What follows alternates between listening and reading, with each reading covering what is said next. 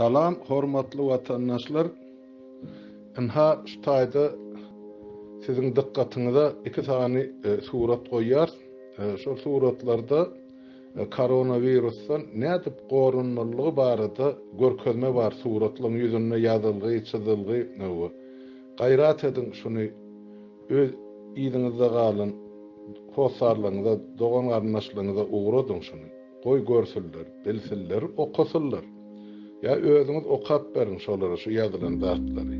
Hem özüňize gora bolsun berdi. Gaýrat edin şu zatlary ýetirin ýurdun içine. Bu ýoksa bu millet nädip gorunjagyny bilen hökümet hiç zat aýdana ne radioda ne telewizionyada ol ýöne diňe maska giýmeli däl diýlerini bilen ol kesel geçip durur. Bir adamlar biri-birine salamlaşyp dur, biri-birine dıknyşyp dur.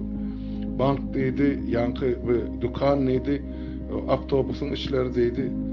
Ana görüp otursanız yurt gatağır ýagdaýa geldi şunlar. Gaýrat edin häzir şu urolygy men gysgaça edip aýdyn, uğradyr ýaly. Paýlaşyň şunu, haýsy ulgamda paýlayan bolsaňyz.